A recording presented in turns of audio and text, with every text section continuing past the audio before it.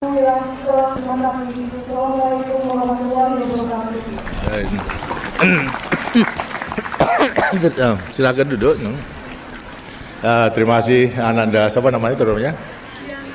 Diana itu yang telah tergabung pula dalam kirab remaja tahun 94. Saya kira melihat kirab remaja memang maksudnya untuk menggembleng para remaja menjadi kader-kader bangsa. Sekarang itu dilakukan agar supaya para kirab remaja, anggota kirab remaja menjadi kader-kader yang bisa turut mempersatukan bangsanya. Daripada tiap-tiap provinsi kalau tidak salah ditunjuk 28 orang. Kemudian satu dikirim ke seluruh provinsi untuk mengikuti keadaan selama kirab remaja. Yang satu menjadi tuan rumah. Kemudian setelah selesai kembali. Apa itu artinya? Artinya ada tiap provinsi mempunyai mata telinga untuk mengetahui seluruh wilayah Indonesia daripada masing-masing orang ini. Kalau ini kemudian lantas berkumpul, lantas mengadakan diskusi, apa pengalamannya, apa yang disaksikan kebudayaan maupun juga kekuatan daripada masing-masing provinsi yang kemudian dianalisa, lantas akan bisa menemukan pula cara-cara yang terbaik untuk lebih menyempurnakan. Inilah akan merupakan modal yang baik dalam mempersiapkan diri sebagai kader-kader bangsa. Karena yang penting pertama akan timbul dari jiwa kepahlawannya kalau mencintai tanah airnya. Dan setelah mengetahui seluruh keadaan provinsi, pasti akan mencintai tanah airnya.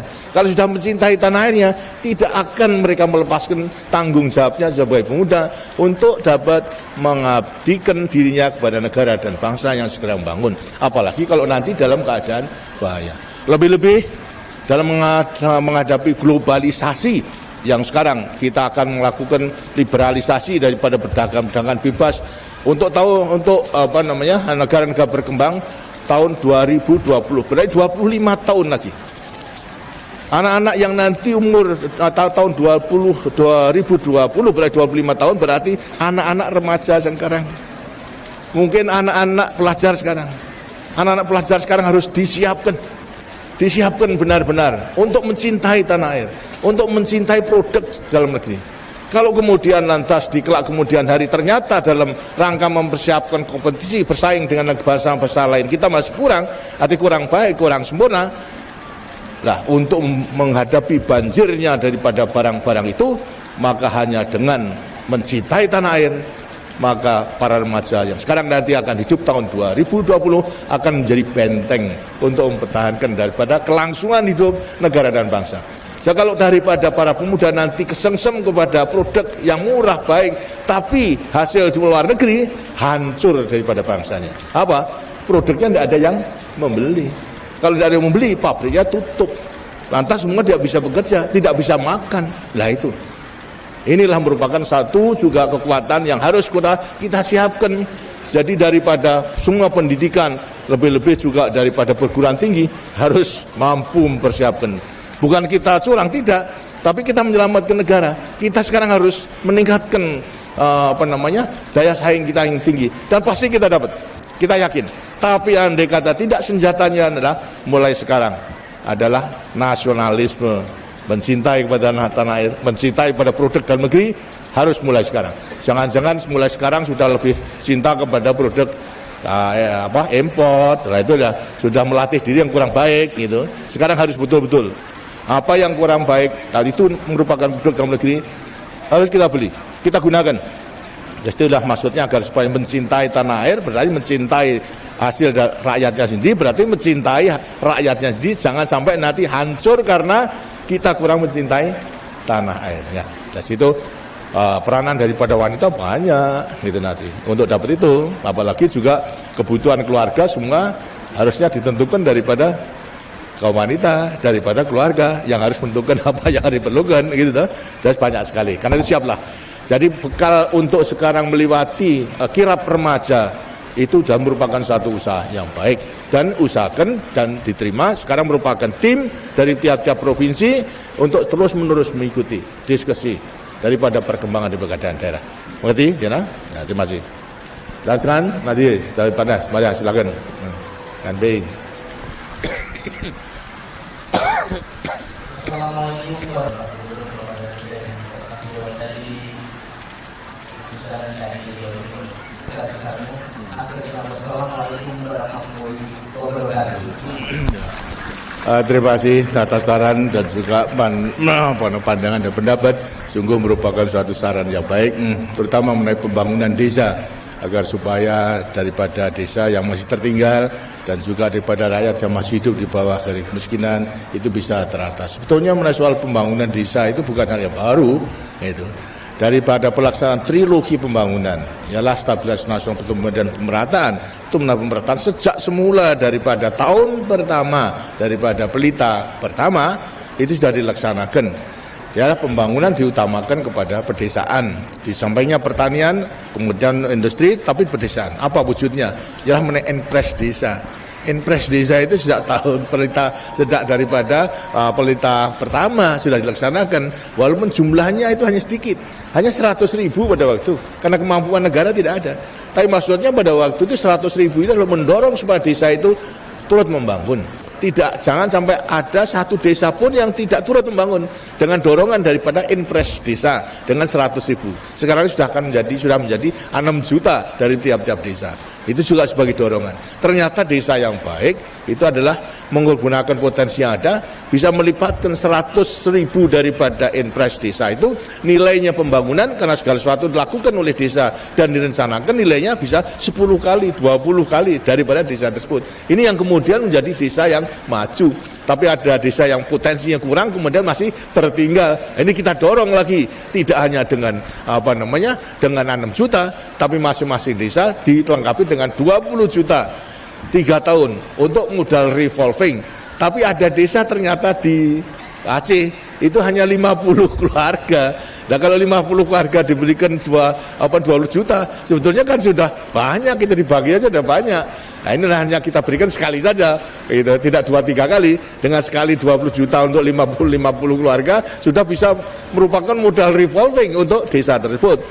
Nah, kemudian lantas tadi mengenai soal Jimbaran, itu pun juga tadi sudah katakan, sudah arahkan. Ternyata untuk daerah desa non tertinggal, tadi tertinggal sudah, non tertinggal masih banyak. Ini pun juga diarahkan dalam sistem tabung tadi. Kita tidak ingin mendidik rakyat kita itu hanya menjadi malas.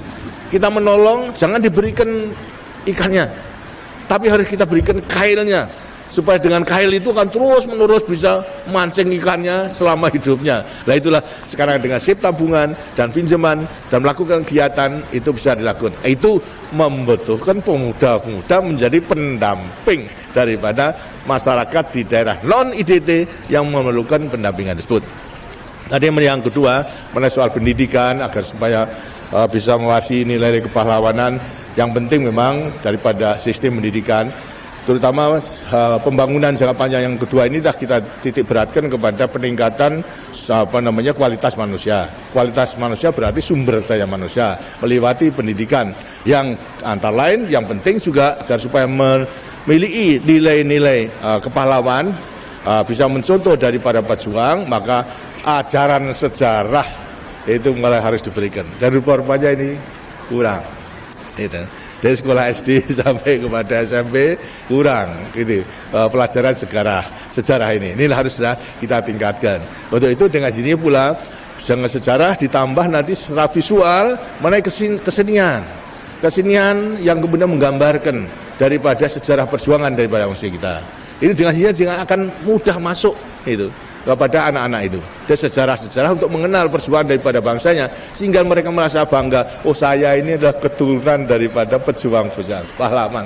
Ternyata Indonesia itu adalah merdeka karena perjuangan daripada bangsanya sendiri, bukan diberikan begitu saja oleh penjajah, tidak.